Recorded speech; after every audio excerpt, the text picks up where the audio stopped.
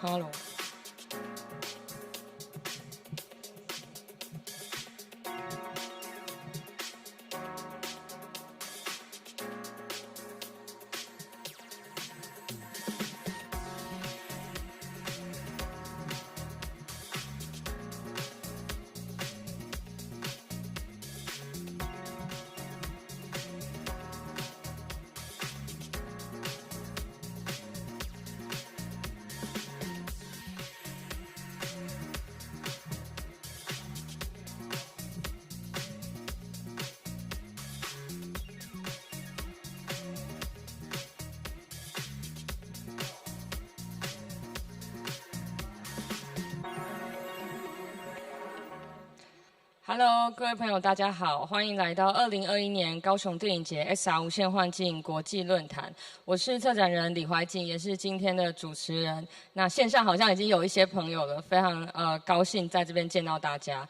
那其实从今天开始呢，是我们国际论坛的第一天。从今天开始一直到周六，我们每天晚上的9点都会有跟产业趋势、跟内容相关创作有关的国际论坛。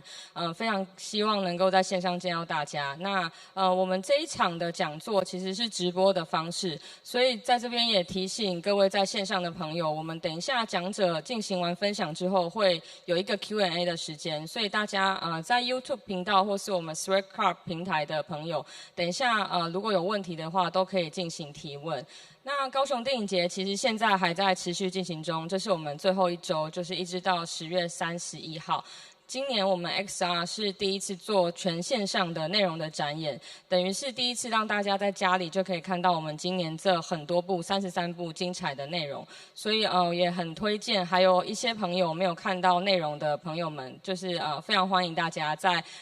来体验我们今年非常精彩的节目，尤其是我们有一些是声音装置、沉浸式声音的相关的体验都非常的精彩。那今天的第一场讲座呢，其实是谈到跟影像内容制作有关的题目。那其实因为我们自己是从内容出身，我们接触到的比较多是创作者，但这些创意要如何能够就是产制出来，其实跟影像跟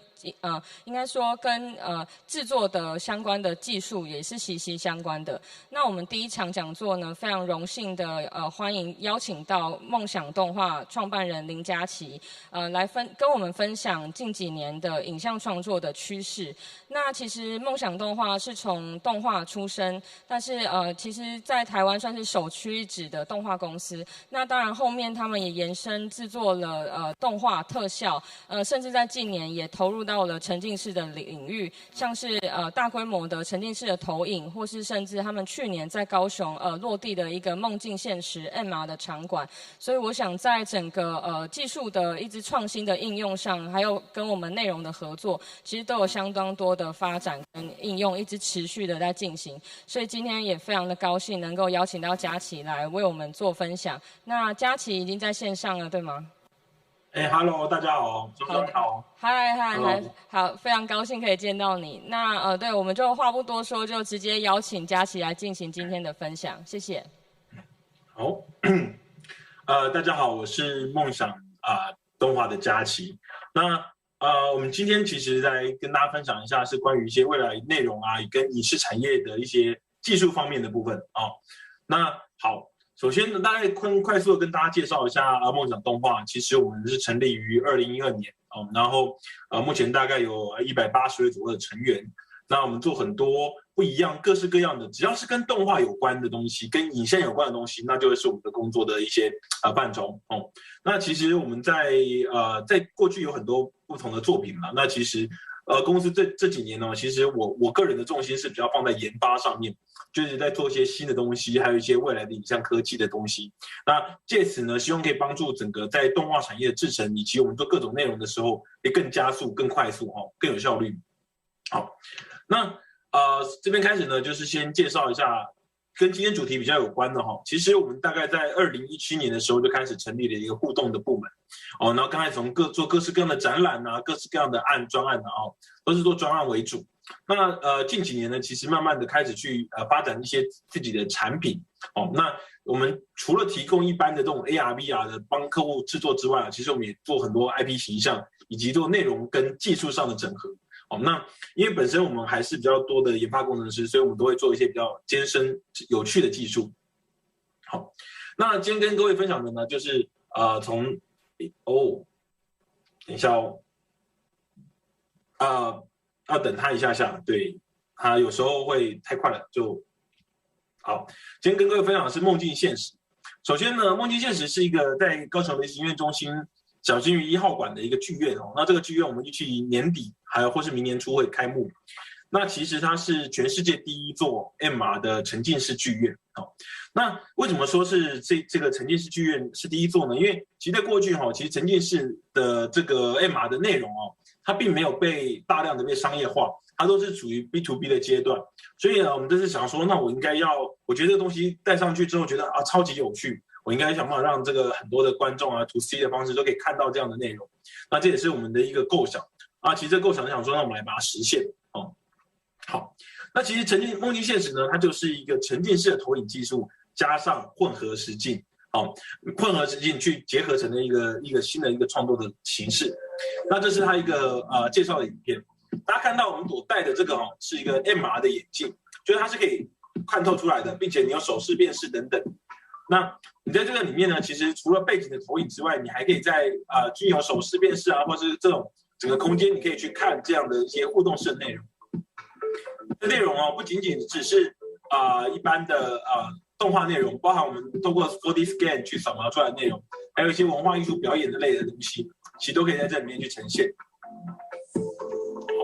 原本是要7月开幕了，不过因为疫情的关系，就一延就往后延了半年那希望未来接下来开幕，大家有空可以去看看一些新的。好，那接下来呢，这跟大家介绍是这我们最早其实大概在2-3年前的时候，我们最早先做的一个 prototype。当时其实就只是用了一个投影的空间，然后我们搭配了这个所谓的 MR 眼镜，然后做了一个有趣的一个测试。大家可以看到，在右下角的画面里面，这个现场是没有任何的前景的。那透过眼镜，这些眼镜里面看到的画面，就可以有这个太空人整个在里面，然后就可以达成一种我们所谓的 MR 这种交互式的沉浸式的投影方式。那其实沉浸式投影效果呢，就是大家所谓比较细致，像现在在台北也有一个 TeamLab 的展览大家有兴趣的话可以去看一下。我觉得 TeamLab 呢，其实算是沉浸式投影里面呢，它整个我觉得做的目前来说最有娱乐性，而且效果最好的一个表演的一个公司。那他们在台湾刚好现在有展览，大家记得去看那其实我们就在想说，他们已经做这么好了，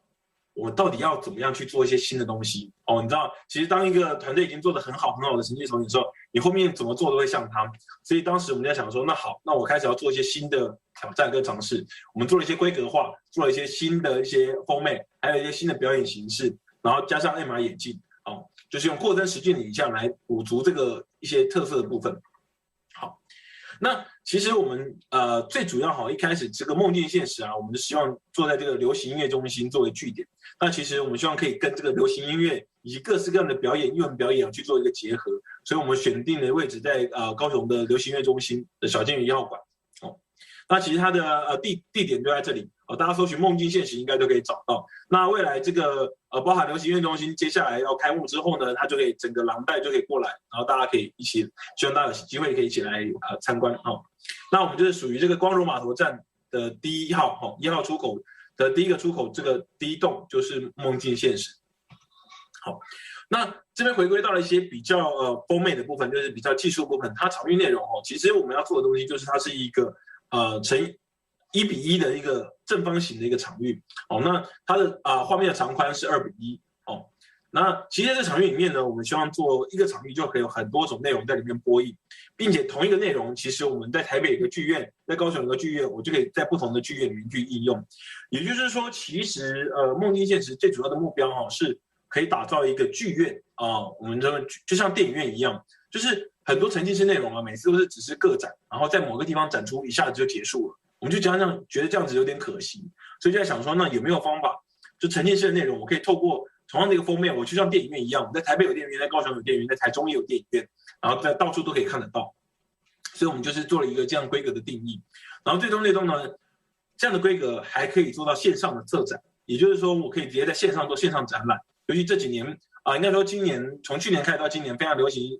线上的演唱会、线上的音乐会、线上的表演等等那我们希望能够做到一些新的突破。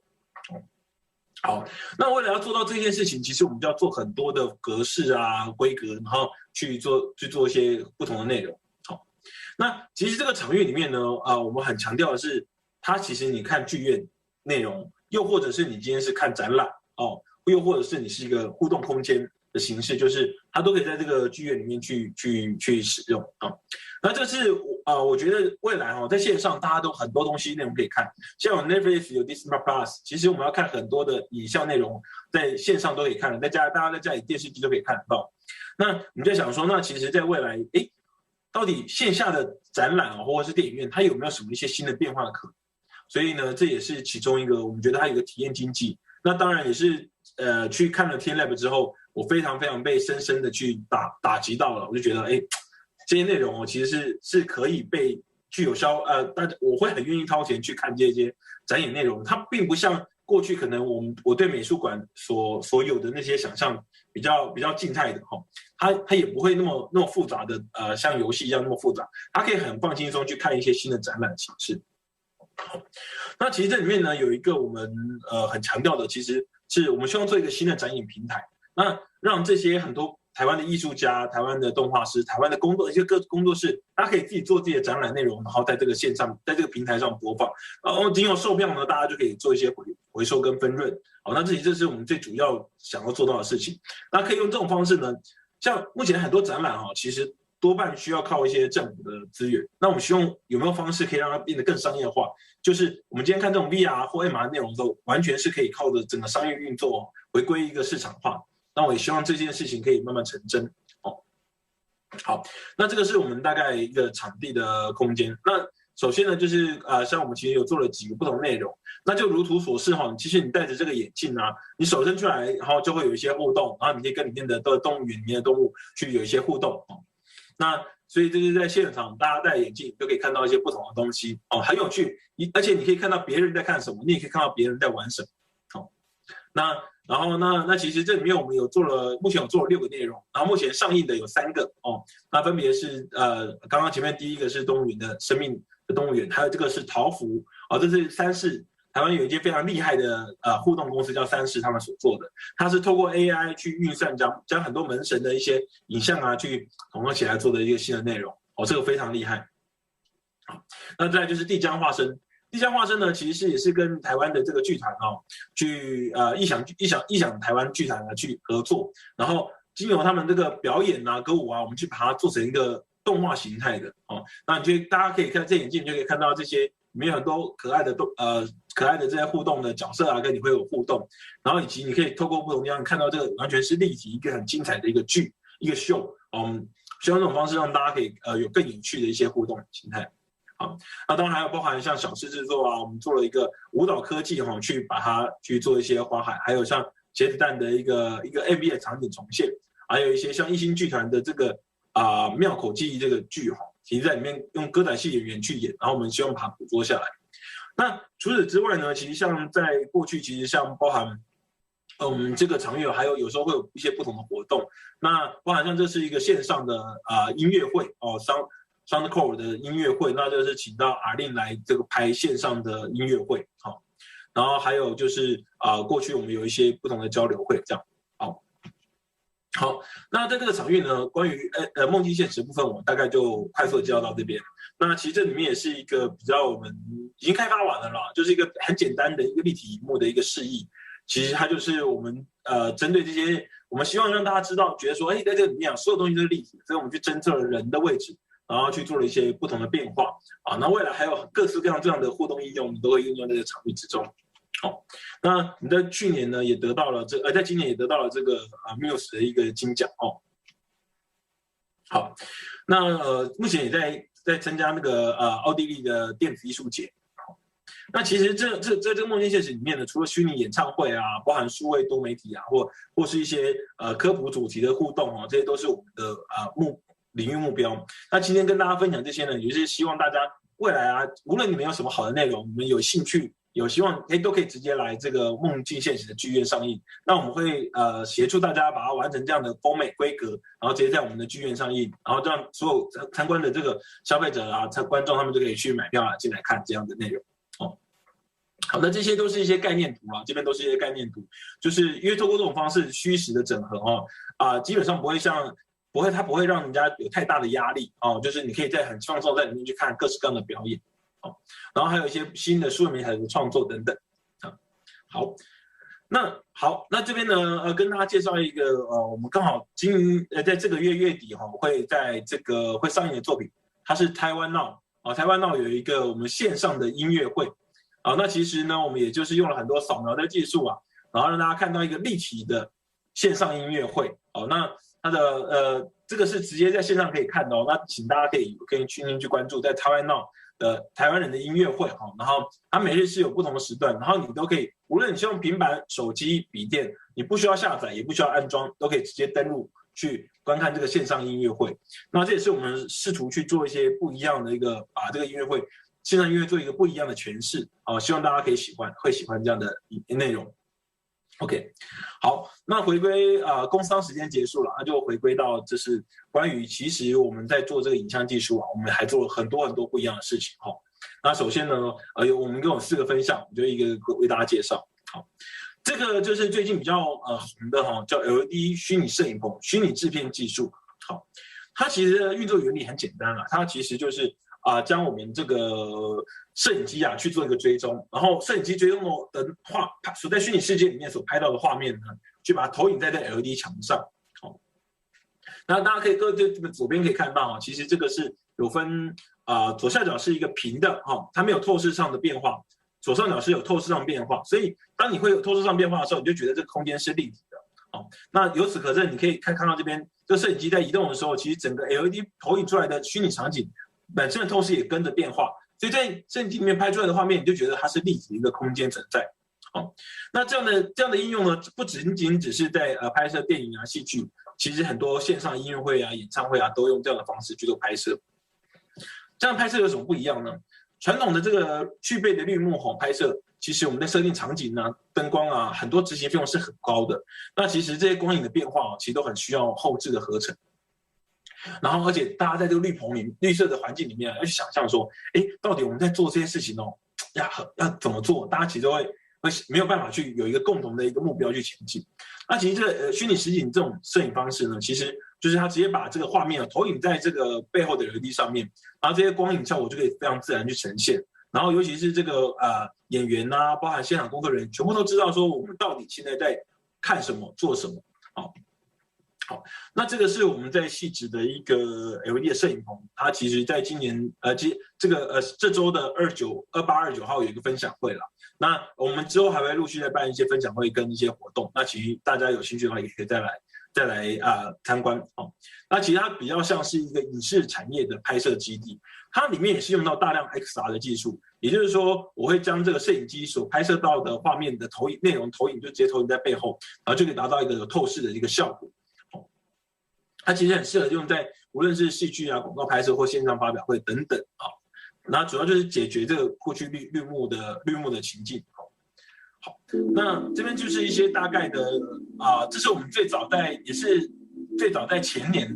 就是对不起，是去年的9月，其实我们做了一个测试，就是我们试着用这种小片的比较小规模这个 LED 去做一个打光，然后让这个所有的这个演员在这里面可以看到光影的变化。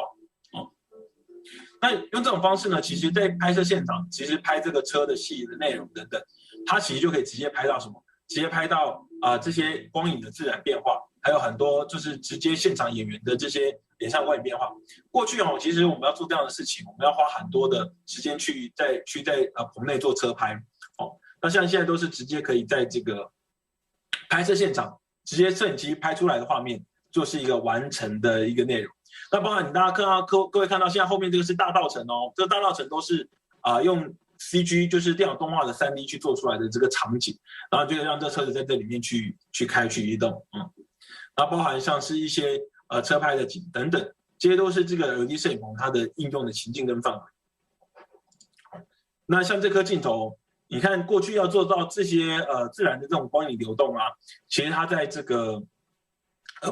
过去我们是要在棚内摄拍的话，我们需要再把这个模型重建这个车子的模型还有里面的细节，然后把这个反射算回去，它其实是一个非常非常辛苦的方法。那现在就全部这些光影，所有看到一些都是直接现场拍摄就可以完成的东西。那包含像这车子车壳上的反射这些光影的变化，其实我们在拍摄这些内容，它都会有一些微微的光的流动大家可以看到这个金属的这些反光，这些都是很细微的光的流动。那就有这种方式就可以节省大量的后置的时间，然后让所有人聚焦在现场拍摄完成的结果。除此之外呢，其实像这是阿信前阵子一个星空未来的一个新的 MV，它其实也是在我们的LED 摄影棚里面去完成的。那最重要其实是这样的拍摄呢，其实它可以非常非常非常有效率那包含像拍摄完之后进行后置，然后过去假如在绿幕或蓝幕它其实从拍摄完成到上架，其实至少需要2周的时间那其实现在你在 LED 棚内拍摄2天就可以完成，因为基本上你不用做什么后置，就是做一些特效跟一些光，所以其实像礼拜天拍完之后，礼拜2就完成，然后礼拜3就上架了那其实就可以大量的节省这些后置的时间。那除此之外呢，其实我们还做了很多发表会。那大家可以看到，等一下摄影机在移动的时候，背景的这些立体的影像都会跟着这个摄影机的透视去做一些改变。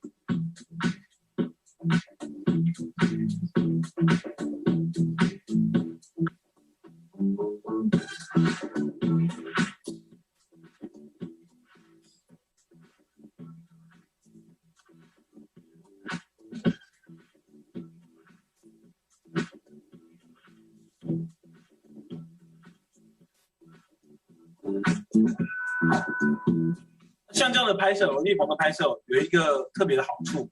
就是呢，过去其实我们要做很多场景你要换很多场景，又或者是你在蓝 key 绿 key 前面，你其实现场都没有办法去对到那些最终 final 要的一个 layout。那其实，在 LED 棚内呢，其实现场所有工作人员直接拍摄完成，就是他完成的一个 layout 内容，然后这些内容就是现场直接就可以完成。那除此之外，其实像我们在去年，其实包含今年，我们拍了很多华硕的线上发表会，它也是用了类似的方式。那当时我们用了不同的架构的一个 LED 其实用弧形的。好，那这个案例比较特别是之前刚好这客户他们希望说，我们这次的拍摄可不可以好像有环绕这世界各地的感觉就包含他们这个里面的这个角色呢，他其实到了世界各地上面去探险探索，然后所以我们就去网络上直接买了很多素材影片，买了素材影片之后呢，就可以直接搭配这个场景背景，直接拍摄，然后你看起来就会像在现场一样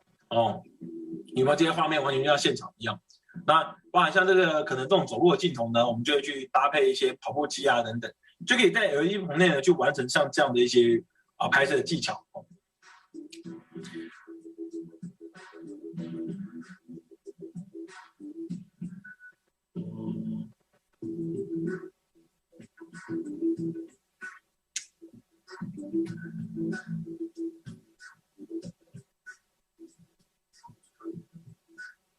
好像这边就是有一个我们称为 Unreal 的场景就是它不断在移动，然后你演员就直接在跑步机上面一直走路，就感觉起来会有在这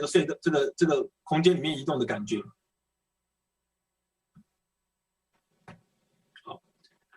好，那除此之外呢，其实我们还有很多不一样的表现形式啦，包含这种小的 LED 棚做了不同的形式。那这次是这个是我们比较应用的 LED 棚做一些稍微抽象一点的表现。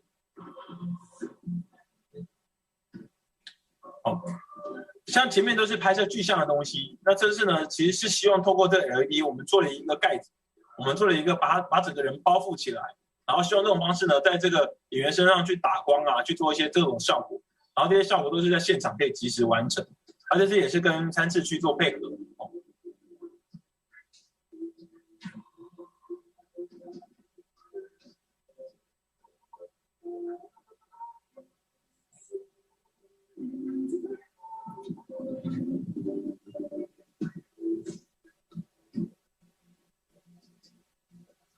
好，大家可以看到，这完全包覆的一个 LED。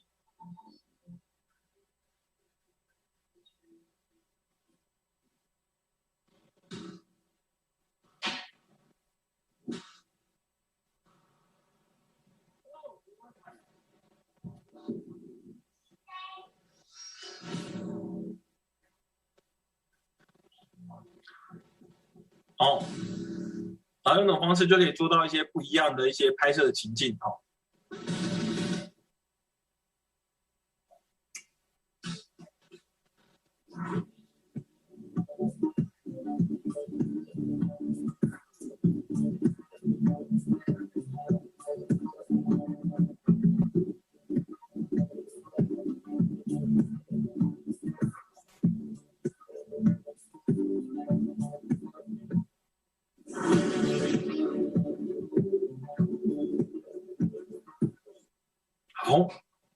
那前面介绍完这个 LED 拍摄其实接下来就跟大家介绍一个我们也是在今年年底会完成的一个新的技术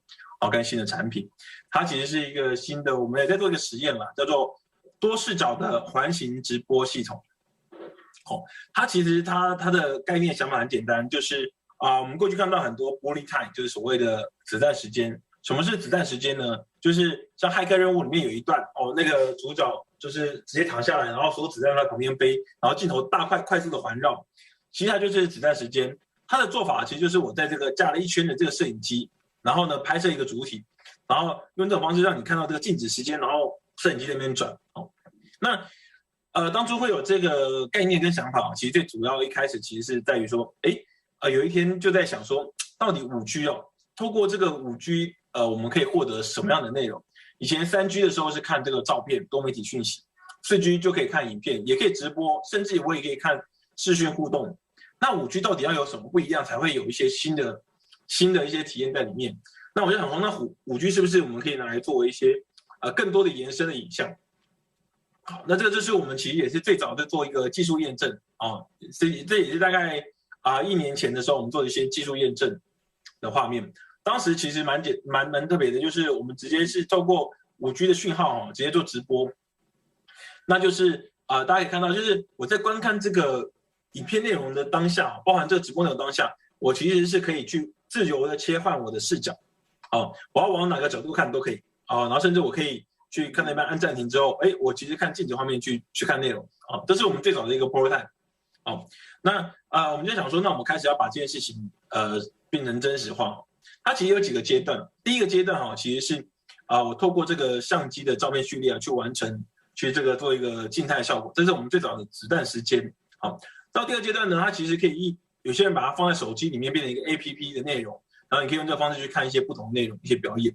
那其实我们到第三阶段，我们是透过5G 去把它完成 live streaming， 也就是说，在线上的用户可以自由透过这个方式去看一个自由视角。好，那其实做这样技术呢，其实我们在思考的主要一个核心呢是，其实为什么现在都有线上的表演可以看，那线上都已经有很多电视台啊这种也有直播可以看，那到底我要用什么方式去线上买票的时候，会让观众更有一些新的体验？所以这也是我的挑战的课题。那这是传统的这个影片，它其实就是一个 video clip 它是一个线性的影片大家有做过剪接就会知道。那当我今天环形视角的时候，它就是一直的很多颗镜头，每个镜头都是单一个画面，然后就可以静态环形看看你这个静止时间去做旋转。好真正的环形多视角直播影片就像是这个样子。我在这个时间里面，我塞了这么多的影像内容到你的手机里面，所以你可以自由的去选择你要观看的视角，以及你自由去选择你要的一些角度还有一些播放的内容。好，那其实这就是环形多视角里面的比较核心的概念的部分。那我们其实今年底会在台北流行音乐中心完成第一次的这个验证这个场域验证，然后做一些服务验证。其实我们希望说，未来可以把这些很多样的各式各样的表演内容都透过这样的形式去把它录制下来。那未来呢，就可以让这个无论是创作者或表演者呢，他们有更多的素材我去做应用，以及到未来就是真的是在大家线上看展览的时候有什么不一样，就是我可以自由的去选择视角，去选择不同的角度进位来看这个表演内容。那在这里面，当然我们就解决了一些问题我们透过 PTZ 的摄影机，我们就可以捕捉到这个演员包含这个表演者他在舞台上走来走去或是各式各样的一些表演动作内容，甚至其实我可以让这个多视角的摄影机，我可以不需要都围绕着一个演员，我可以是同时，假如今天是一个音乐会，还有大提琴手，有小提琴手然后还有鼓手，然后甚至还有一些乐队指挥家吹小号的吹大号的喇叭等等，就可以让这些摄影机呢每一个都照到不同的表演者，然后并且去听到他们这些表演者所播的不同内容。这也是我们的希望完成的目标那当然包含这个还有做一些 PD 的统一的定位跟定位的开发等等让这个摄影机可以一直都围绕着这个表演者。好，那接下来呢就是在介绍，因为又是另外一个有趣的一个技术了，它其实叫做我们叫 3D Rig 数位双生，这也是我们自己开发的一个扫描系统。好，那数位双生扫描系统呢，其实我们做了一个非常非常这样讲其实各位我不知道各位有没有去扫描过自己全身，这样用一堆单眼数位相机。那其实我们做这样的系统的目的就是我们希望用这种完全自动化的 IoT 工业化，而且我们可以极度降低这个成本的一些摄影拍照系统，然后去利用 AI 还有利用一些新的一些工具去自动把整套流程做完。过去你扫描一个人，然后动画师要先把他照片建模解散，大概就要花上半天，然后再来呢就要去让动画师去把它修一些这些模型，修完之后再去把它架骨架，然后把权重都做上去，最后才能让它动起来。这样的工序至少一周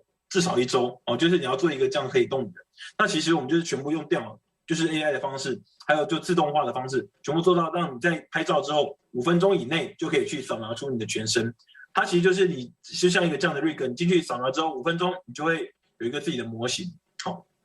好，那其实呢，它跟其他的扫描技术有一些不太一样的地方。它其实过去像手持雷达大概都你人要站那边不能动大概3到5分钟。那包含像这个深度摄影机它其实你也要站那边不太能动深度摄影的缺点是它的解析度比较低包含像是一个单眼相机照片建模它这个就是它的架设成本很高，然后它解散时间要比较久处理时间至少30分钟起跳，就是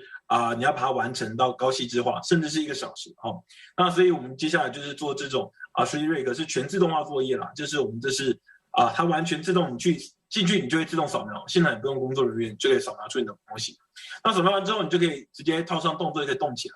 它其实主要应用是希望应用在未来一些新形态的表演包含像梦境现实里面，我们都希望说我是不是有机会让这个观众跟这个消费者也成为我表演中的主题的一部分那我们就是利用这样的技术让大家可以有更多的参与好，那接下来呢讲完 3D 了，我来讲 4D 那大家这时候一定会很好奇什么是 4D 呢其实 4D 呢就是我们用了一些很多相机的拍摄技术，就像前面刚刚 3D 照片建模一样，那我1秒钟我扫描30次照30次就变成一个动态的模型了动态的模型，那就会像各位这样看到一样，就是我这样拍摄完，我就会有一个动态的模型可以在里面，你可以自由透过不同的角度去看它内容应用。那其实就像这个技术，其实跟之前文化部所购买的 4D Views 是一样的，很类似的技术。不过 4D Views 当然更先进了，我们这个 4D Rec 全部是自己开发的，那我们也不断的在开发在改进之中好，那其实我们想要打造的是真正的这个新的 VR 电影它不只是一般的360度的影片的电影而是一个真正立体的形态，你就可以站在里面，你可以在里面走动然后去看到一些不同的应用内容那这些就是我们等于是从平面的影像到变成立体的影像，这就是一个新的立体影像的一个规格形式那我们的这个扫描呢，在高雄的软体园区里面我们之前是设在高雄软体园区里面。好，那基本上就是一个像这样的架构，我们全部是滤棚，然后还有一堆镜头去做扫描。对，那这个就是我们很多一些详细的一些 memo 然后其实我们用它应用在做这游戏互动包含像是对不起，这边有一个。好像是这种扫描的立体模型等等就可以直接去扫描呢下来使用然后包含像布袋戏还有那这个呢，接下来介绍这个是我们比较新的最近做的一个新的实验，我们试着让这个扫描系统扫描的更接近人一点，更细致这是还是我们在过程中的版本这是 prototype 就是我们在试着去能够把这些演员他们的脸部的细节全部扫描下来那因为过去呢 4D 那种全身扫描他们常常会发生脸变形的问题，所以我们这是针对的脸去做这个录影跟录制那它其实现在还在开发中在有很多一些新的一些挑战要透过 AI 去把这个模型修得很干净等等，这其实还蛮多工作要做的好，那其实我们希望未来可以提供说就是有这样的扫描其实你可以无论是录制家人的影像或录制这个表演者的一些表情动作，然后去跟 4D View 去做一些配合，又或是去跟不一样的这个立体影像去做到一些新的体验那这些都是我们在开发的一些新的技术。那这样的技术呢，其实它目前可以到很细致，甚至到每一个毛细孔都可以看得到。那它是一个非常非常高阶的一个扫描的方式，那也是未来要随着电脑的效能提升，才有办法更有效的去播放那除了这个人的扫描之外其实我们过去也做了很多台湾的地形与扫描跟建模，就是我们把很多台湾的建物其实经过扫描去把它变成一个建筑物，变成一个虚拟的一个建筑模型。那这是它大概我们的当初的一个方式。其实你就是可以透过这样的空拍去拍照，然后把这个整个环境场景这个建物拍下来然后拍下来之后呢，就经过这个解算它就变成一个 3D 的模型。好，那 3D 的模型呢就可以去拿来作为这个建物，把它重新拓，这些就是比较传统的做法，就是扫描完之后经过这些拓扑变成一个立体的模型。当然你就可以把这些立体的模型应用在你的 AR、VR 或是这个 MR 的这个场景里面那包含我们其实当初去扫描了很多台湾的建筑，都是比较具有一些历史意义的建筑，或是一些特色的那像我们现在也有另外一个计划，在把整个信义区给搭建起来。我们希望可以把整个街区都做一个虚拟世界的街区，然后未来可以做很多新的延伸应用。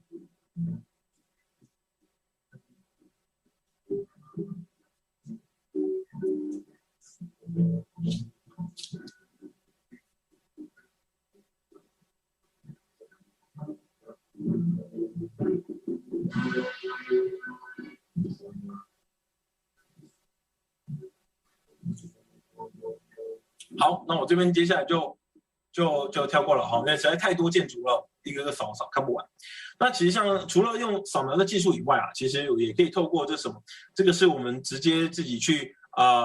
动画师自己去透过这个老照片去建的这个中华商场包含那个时代的一个历史背景，然后呢，我们把它做成一个应用，搭配这个4D 的扫描内容，然后做成一个沉浸式的内容应用但你看到里面的人都是4D 扫描出来的，那它这个就有一个当时中华商场的一个场景，然后可以看一下这里面一些，我们希望试着去还原一些里面曾经可能有的一些有趣的事情，这样。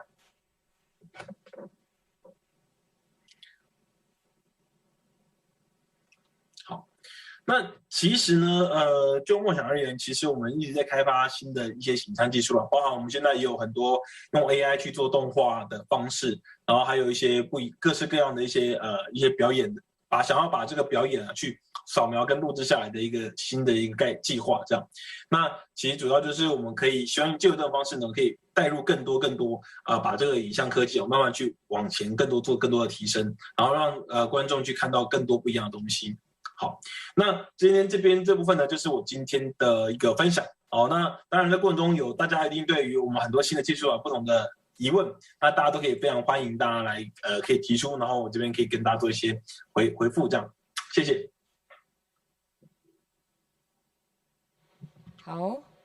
好，谢谢佳琪非常精彩的分享。对，就让我们看到非常多技术在应用面上，现在已经有非常多的可能。对，非常谢谢。就是因为我想后面其实我们线上观众有一些问题，然后包含我自己刚才看的时候，因为你提到蛮多不一样的技术的，想说可以分几个不同的问题来问你这样子。对。你可以稍微缓一下，因为你刚刚一个人讲得很长，辛苦了。对，其实因为你刚刚讲，我们从后面回过头来好了，就是对有几个不同的面向的问题，因为你刚刚有提到像多环形视角这样的技术，或甚至是容积动态捕捉，像现在的技术，但我自己所知道的是，因为现在这个东西。因为你是多环形的视角，我们原本只是手机一个单向的视角的时候，现在要变成多的情况，它的资讯量其实是会变大的。对，所以在就是你刚刚有提到，像动态容积捕捉，现在我们刚刚看到的画面，其实人可能还是有点破损的情况。你刚刚有提到这个某个部分是可能现在电脑一些技术的一些限制，但我自己有一个好奇是说，除了电脑技术之外，比如说我不知道5G 这一块是不是有办法改变这个东西，就是说。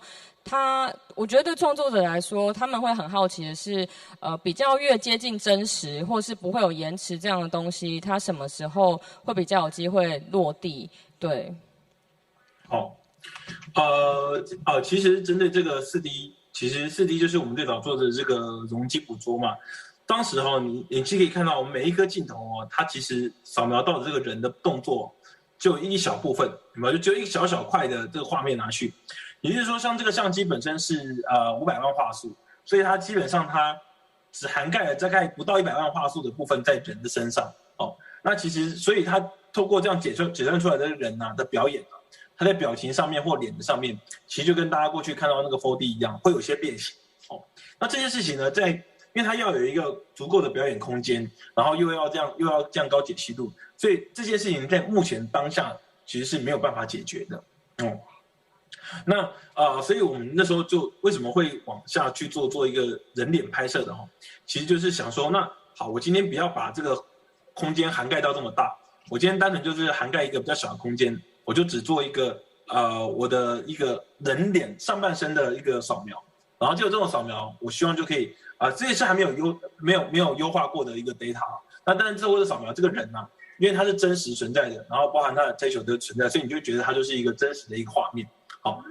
然后当然就是我觉得它比较像是早期我们看那种摄影技术，它可能用胶卷底片，然后那个胶卷呢都会有脏脏的会有杂讯的这些影像，立体影像。那当然这些立体影像呢，未来透过更多的 AI 去优化之后，它可以变得越来越细致，大概是这样。嘿，对，因为其实我觉得现在我们算是在一个转换的阶段，其实蛮多就是刚刚看到这种破碎的风格，或是有些创作者会在用这样子不完整的影像做更多风格化的呈现。我觉得这是这几年来，尤其在 VR 的作品，我们其实也看到蛮多的。对，所以我其实就是好奇说，我不知道你们自己有没有做过相关的评估，就是这一个转换的阶段会持续多久，或是我们什么时候有机会进到下一步，就是会更影像啊会更好的这个状态。我觉得大概要5年的时间哦。了解。因为这个技术里面它其实涵盖的问题有点复杂。一个是我们现在的相机的画素要更好，然后相机的定位要更准确，然后要有新的演算法去开发，让大家解散模型可以解散的更细致。然后解散完之后呢，要有一些新的 AI 的方式去可以把这些错误的一些资讯啊，它修整掉。就是它需要好几个阶段慢慢去调整它，所以我觉得大概3到5年的时间，它才会变成是一个很完整的3D 立体影像。大概需要再等阵子。了解，对，我觉得这个时间让大家有概念，其实是蛮好的一件事情，因为我自己觉得这件事情在未来确实是一个很大的趋势，就是我们看到非常多，就是我们在跟很多创作者聊的时候，其实我觉得与其是 original 原创的内容，其实我觉得现在接下来还会迈进一个阶段是，其实我们非常多现有的物件会让它数位化。然后像你刚刚提到的，非常多的电影，它未来可能是人物会直接扫描，然后就是我们可以进入到某一个场景去直接在里面走动的这样的形式，我觉得其实是非常大的一个趋势。所以我觉得对导演们来说，他们可能也会很期待，真的这个技术更成熟的时候可以来临，然后就他们可以观众的体验可以也会更好。对。对啊，那另外一个问题的话，其实是就是有刚提到，就是也是 virtual production 的这个东西，因为我觉得它这件事情，这一个词其实就尤其这1、2年啊，其实包含国外的非常多的剧组都一直在聊。那我想第一件事当然是因为疫情的情况，就蛮多制作都不能去到国外等等的，但我觉得也好像也到一个阶段，就是这个技术现在比较成熟。因为你刚刚在提的时候，我觉得它有一个很大的优势是，它其实是在同一个空间里面，等于可以做非常多的场景的转换。那对剧组来说，其实它可能节省的就是空间的移动的这些的成本。对，但是因为我刚刚看到的蛮多的影像，其实还蛮多，现在看起来能够结合的比较好的东西，会比较是科幻类或是特效比较重的。因为我觉得对创作者来说，这个技术的能不能运用，其实蛮多人应该会 care 它的真实性的这个问题。但我不晓得你们自己有没有遇过一些案例是，对，就是现在这个技术会不会在类型上，你们觉得会比较符合某一些类型，然后可能有一些真的像时代或是真实非常需要真实的东西，现在可能还没有办法那么符合。你们自己有没有遇过相关的案例呢？好，其实我这边因为版权的关系啊，所以我没有放那个 Mandalorian， 就是 ILM 做迪士尼那部电影剧曼达洛人那部剧的一些直接影片哈。那其实呢，我觉得像曼达洛人就是一个做得非常好的状态，它其实就是前景要有很多实体的实景道具，然后跟背景去做结合。那其实我觉得 LED 摄影棚呢，大家去思考它，其实不要去把它想成它就是要用动画。其实我也可以拍很多360的影片。过去我拍360的影片，我就把它投影在这 LED 里面，然后我在这个故事的情景里面，我还是摆一些道具家具，只是我在这个场景就可以做到无限延伸。好，那它并不是LED 摄影棚并不是来取代传统拍片的方式，而是让我们的拍片方式呢，可以节省成本，或者是在更大的场景的时候，可以有一些延伸的想象空间。那我觉得曼达洛人在这一块都做得非常好。其实他们就是用这样的摄影棚去节省很多他们在这个现场，他要做的很浮夸、很大的场景延伸的这个场景。那包含现场的道具啊、布景啊，这还是需要存在的。以前很多时候在拍片的时候，第一个我们一定要去到这个山上或是海边，然后去看景。那其实这个时候去拍摄，这时候其实整个剧组移动是很辛苦的，也许只有那1、2颗镜头对话戏。那这时候呢，其实就可以利用这种方式去一开始就把这个场景全部去拍摄下来，直接投影在这个 LED 棚内，然后直接在棚内就可以拍完这个好像在海边的对话戏一样。其实就可以用这种方式去解决这些问题。所以其实LED 摄影棚它不一定要全部用动画去做，那只是刚好我们最近的案例都比较都是动画。其实我更推荐大家是用360的影片去拍摄，或者你去拍很多镜框，直接在这个摄影棚里面去拍摄去做合成，那它就会有很多很真实的环境效果。那它这个技术其实跟动画里面的有一个技术是在动画里面呢，我为了要让这个物品在这个环境中间看起来真实，我会去拍一个360的照片，我们称为 HDR， 把它拍完这个高动态范围的360照片，然后把这个光影投射在这个物件上面，它看起来就像在实体的空间中。其实这个 LED 棚的逻辑，它运作逻辑有一部分也是跟这个很像，就是我等于把这个整个环境光都补上来，那在现场你就可以觉得，它是看起来是真实的。了解，对，因为其实我觉得就是这对创作者来说也是一件非常好的事情。那其实也蛮高兴，就是这件事情今年有机会在台湾落地。就是你们刚有提到28、29有一个 demo 嘛，对。那我想今天在线上的相关产业的人士，我想梦想动画这边也很欢迎大家，就是未来可以跟他们有机会来合作更多相关的案例，对。对，那我这边其实还有一个，其实是跟那个梦境现实这个场馆有一个相关问题，其实也是我们线上的观众有提到的，对，就是梦境现实这个场馆，其实因为我们自己看过非常多的沉浸式的体验的场馆，那当然就像你说的 Team Lab， 它是一个大家比较熟悉的状态。那时候我们看到梦境现实这个场馆的设计，觉得非常有趣的是，就是加入了 MR 的这个互动的内容。对，那我自己觉得，因为我们有去做过 demo 的体验，其实我觉得这个东西在传统的沉浸式的体验上又多了一层的互动性。对，所以我其实觉得你们设计的真的非常的好。那我其实也好奇，就是说，因为像这样的运用，你刚刚有提到，其实未来其实很多东西它不是只适用于单一界面，你们会想要设计在同一个内容，可能可以它不管是投影，或是它是在手机 AR 或是VR 的部分，都会有做这样子流通性的运用。我其实想要再补充问的就是说，这个是你们自己也觉得未来的内容产业的一个趋势吗？就是多元的运用性的这个面向。对啊，其实就像在这个场域里面，其实我们也可以看很多就是不戴眼镜，然后去看到 VR 的很多360的影像或内容或表演类的哈。那其实我们当然希望说在去跨界啦，就是同一个内容哈，就像现在可能一些影片内容，以前在电影院看，然后现在在电视上也可以看。其实就是我觉得这个未来它会慢慢去变得越来越密切，就是你在 VR 里面看过内容，你也可以到实体的投影展场里面去看，甚至你可以甚至你线上用游戏的方式，一个萤幕的方式去看。其实我觉得这些都是一个 content 的复合式的一些应用。那当然我觉得这也是未来的趋势。那以及现在大家讨论比较多的，像是包含 Metaverse， 就是元宇宙那未来可能都会有一个你可以想象，可能在流行音乐中心有一个虚拟展馆。这展馆里面呢，你也可以看到一模一样的内容。你只要戴着你的 VR 头盔，你就可以到这个虚拟展馆里面，就直接线上去看这样的内容。你可以看线下的，也可以看线上的。那它本身都会有不同的，线下的当然是有其他社交的一些用途嘛。那线上的其实你就可以观赏这些表演内容。那其实我觉得最终这些都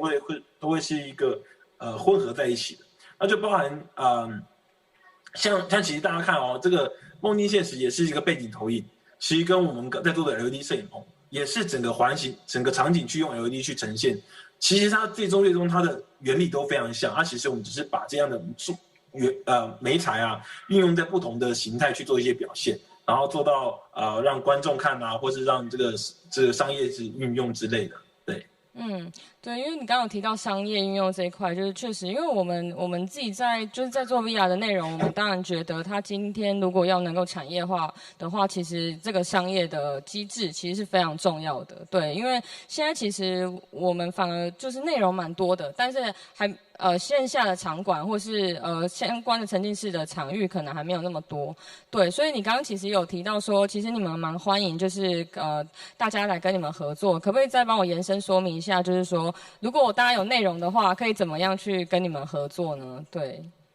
好，其实大概是这样啦。它的逻辑会是你有内容之后，假如你今天是360的内容，那我们就会把它转换成在这个投影里面可以看的格式。这个影片格式，那它就是另外一种观赏体验，就是过去360影片可能我戴着头盔，那在这里面就是也许不戴头盔也可以看到的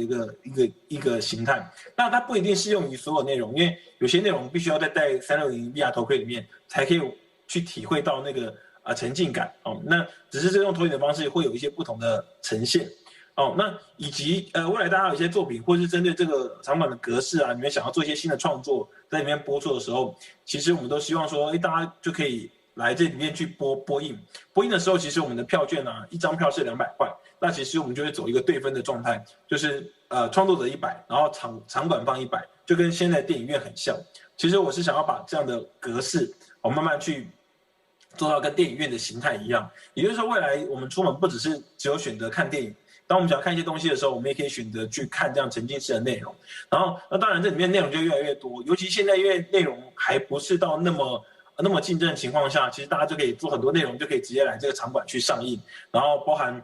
有你的朋友啊、亲朋好友，或者是有一些人想要看你的艺术表现的时候，他们会有一个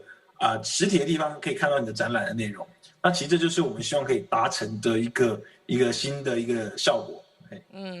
对，我们其实应该也蛮期待这样的商转的模式能够建立起来，尤其我觉得你们的这个构想真的很好，等于是跟创作者可以让创作者的内容也有一个地方可以放映，然后等于是你们场馆营运的商跟创作者可以共同的继续去发展，因为有收获，可能大家可以继续去做后续的内容的这样的一个方式。对，其实我就希望疫情赶快能够趋缓下来，然后你们的场馆明年能够开。对，因为我们其实之前有去体验过啦，我自己觉得其实它其实算是一个蛮大众形式的体验。我相信其实如果真的有机会开起来的话，应该是会蛮受大家欢迎的。对，谢谢。对，好，那我们线上的朋友其实有问到是说除了这个台湾闹的计划之外，梦想动画这边有没有接下来想要进行，或是有没有特别想要挑战的制作内容是什么呢？其实我觉得你们好像确实都一直在挑战新的东西。好，其实我接下来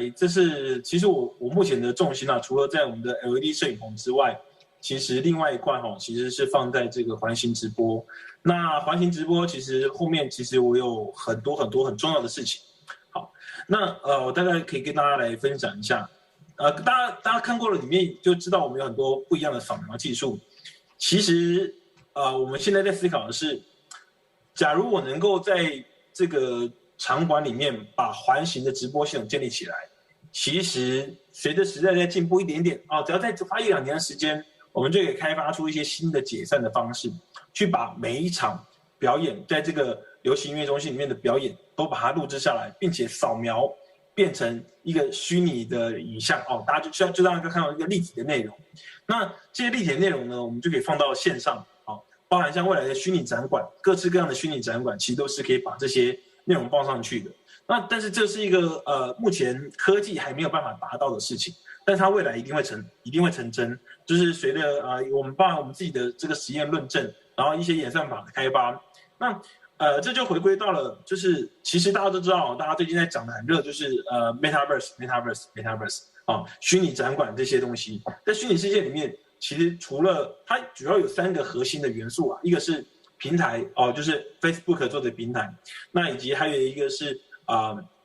社交，就是要很多使用者在里面可以交互。那还有一个最重要的东西是什么？就是内容。那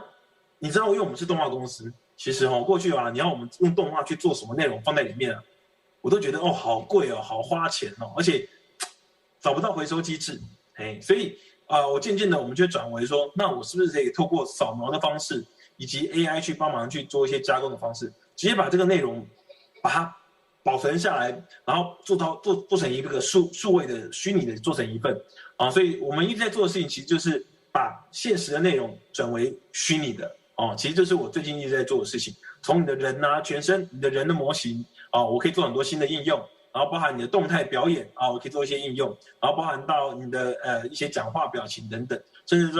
到这个环形直播，其实我背后的还有一个目标，就是把整个表演全部扫描下来放到虚拟世界里面。那因为这些所有东西全部是用电脑来做运算，所以它就不需要动画师一直花很多的时间心力去制作，它才能够真正降低成本，然那最后呢，所期盼的就是每一个在场馆里面所表演的内容，它都可以直接做成一份虚拟的版本，然后让大家在去观看虚拟的版本的时候，也可以做一些线上的付费，等于是说我把这个实体的线下本身还是实体在卖票，还是在授权，然后线下是实体在卖票，然后线上就走到授权，走到线上去观看，就会有另外一块的收入。那我觉得这些做法就是对这个表演者、创作者，他们其实是可以有一些被动式的收入。当他们有被动式的收入的时候，他们才可以继续去专心的去做更多创作的事情。大家不用为了这个有一餐没一餐而去烦恼哦。那其实这是我这短期内比较最大的目标，这样。了解。好，对，那个我们线上有一个朋友，他在问说，请问有计划大概几年之后会普及吗？那我想要问一下这位朋友是，你可不可以再帮我补充一下，你问的是哪一个计划呢？对，因为刚刚佳琪提到蛮多的。对，那其实我觉得就是这次跟佳琪的分享，我觉得听起来我觉得有一个产业应该蛮开心，就是音乐的产业。你分享到非常多流行音乐相关的，像我们自己也是很常在看演唱会的朋友，然后这几年因为疫情的关系就没有办法去听了，对，所以其实今天听到蛮多像你刚刚讲的那个环形的视角的这样的直播系统，我想接下来对于整个流行音乐产业应该会是蛮有趣的，如果有机会更多的合作的话，应该是一个很有趣的应用。那线上的朋友有问说，好奇就是你们之前跟茄子蛋合作的案例，可不可以再多分享一点呢？哦，好。其实跟前阵那个案例其实就是我们当初的目标很明确了，就是我们对不起他在后面，他其实我们就是只是扫描了，就是请前站去做一个4D 的拍摄跟扫描，然后我们希望可以将这样的内容然后就重现他一些 MV 里面的故事，然后在这个剧院里面上映。那过去呢，大家这个音乐非常非常就是非常感人嘛，那其实我们也希望用一些4D 表演的形式让他在里面去有不一样的表演形态，也就是说，其实把一个传统我们认为 MV 的东西，我经有一些加工或还有额外的拍摄，我把它变成什么？变成一个秀，一个表演一个沉浸式的内容那这是一个有趣的跨界啦，就像音乐可不可以把音乐的内容，因为 MV 本身也是一个艺术品。我们如何把这样的内容重新诠释，应用在这个展览里面？我说这个展览或剧院里面，沉浸式剧院里面，这其实是我们针对这个主题那时候特别想要去尝试的部分。那我这边的影片里面，目前是看起来是可能是有一个前面的预告里面可能有一小段，但是它完整的内容呢，其实我们跟前站还在做更多的合作上的演绎，然后之后会在这个剧院里面做上映，这样。了解，也就是说，也许未来会有很多的机会合作，是当歌手他们发专辑的时候，他可能其中一首 MV 或是好几首是有可能在 MR 这样的场馆，然后让观众可以去做体验的。哇，我自己想象我应该是还蛮期待的。对，是这样，我们也希望用这种方式让大家可以去，我觉得当这些东西他们拍 MV 或什么，他们有额外的其他的收入的可能的时候，其实它就可以让整个制作费也可以提升，因为 MV 过去其实是一个宣传跟打歌的形态的一个东西，它其实很花钱，拍一个 MV 其实很花钱的。那它只要也可以变成一个展览的一部分的时候，它本身就会有其他的收入的形态的话，我相信这个对于制作方他们来说，都会更愿意花更多的经费去把这整个东西做一个更高的提升。没错，对啊，其实就是一元多用的概念嘛，因为我觉得 content 的核心内容其实一个 IP 很好，它可以如何去把它做成很多样的商品，数位商品，那其实是我们也在思考的事情。没错，就我其实自己接触就是 XR， 因为我自己也是传统电影出身，其实跟你们一样，就是我觉得现在大家其实没有什么明显的界限的，就是我觉得是不同的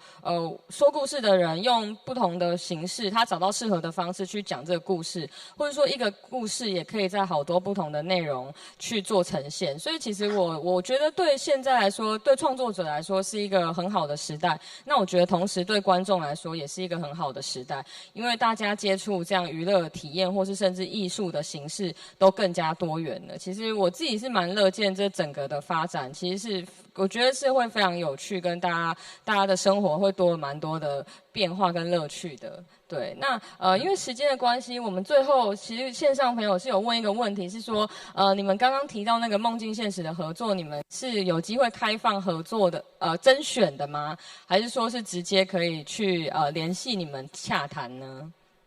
哦，其实可以直接联系我们，然后我们同事都会跟你们直接可以联系我们做洽谈。那其实我们现在已经有几个内容都在动了。那其实我们更希望的方式，它并不是一个全部重新制作一个内容，而是你原本已经有内容了，你可以交给我们来讨论，我们如何把它转化成一个梦境现实里面的一个展览内容。哦，那我觉得那样子是最节省成本的方式，然后又可以达到一个我相信有很多粉丝其实就是特别想要看这样的东西的延伸，他们就会愿意去观看这样的内容。所以其实都可以直接联系我们，然后我们其实不需要我们会直接去做一些讨论，说这样的内容要在里面呈现，需要花多少时间加工，或是我要怎么样把它搬过去。那这些东西就是需要去讨论，才可以有一些不一样的，就会有一些不同的解法。这样，即便你是一个影片，我也有办法；即便你今天只是一个脚本故事，那我们就可能可以跟你讨论说，我们要如何去哪里找资源去做拍摄等等，都可以。了解，好，因为对，今天其实真的很谢谢佳琪的分享，非常的精彩，就让我们看到很多的可能性。对，那就像我刚提的，其实就蛮期待接下来的发展。那也欢迎各位创作者多多的跟梦想这边联系。那不晓得佳琪这边有没有最后还想要补充什么呢？哦，好，我觉得其实现在这个时代它刚好有一个新的机会起来，就是 NFT。那其实 NFT 呢，对艺术家是非常非常友善的那很多东西在艺术数位化之后，你的无论是艺术表演、音乐，或是各式图案、图像，甚至是所有内容在数位化之后，它其实都会有一个新的收入来源管道，就是 NFT。所以其实在未来呢，把很多内容去做数位内容的创作，其实都可以透过 NFT 去变现那这是一个可行的方式。只是这个当然没有那么快啦，我觉得它大概还是要3到5年的时间。只是这3到5年的时间，应该我觉得这个所谓的元宇宙 Metaverse 的雏形就会越来越完整，以及这个 NFT 这个虚拟货币在这个艺术领域的市场上的应用也会越来越广。那大家可以想象，以前我今天去看一个线下的表演看完之后呢，其实我线上我想要再去看表演的时候，它可能就有限量100个NFT 的票券。我就可以去买一张票，然后我来看，看完之后我这个票券我还可以卖给别人，而且它可能还会增值，因为它可能就只有100张票券这么多，所以我觉得那些都是对这个艺术工作者会很有趣的事情。你提到了一个近期圈内的热门话题，对，这个话题应该有机会我们要再开另外一个讲座来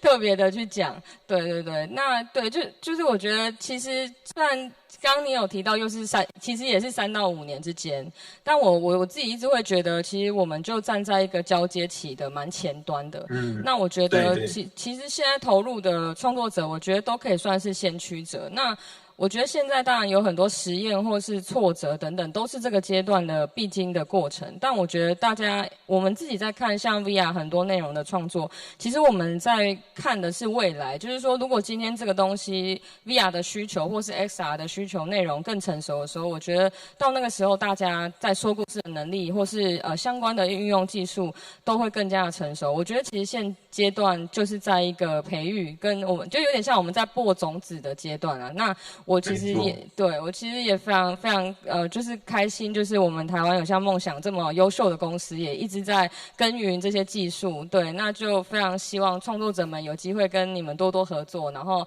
其实我们自己也有内容，有机会也是希望可以跟你们合作。好，那今天就再次非常谢谢佳琪跟我们的分享，谢谢。好，谢谢双双，谢谢各位，谢谢。